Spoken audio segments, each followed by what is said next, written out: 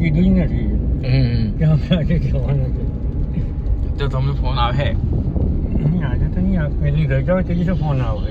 તો આજે મોકલના કદાચ એ લોકો જોયું યુટ્યુબ પર નહીં જોયેલો કે લગભગ, પણ હું મોકલા પછી એ લોકો કદાચ પૂછશે કે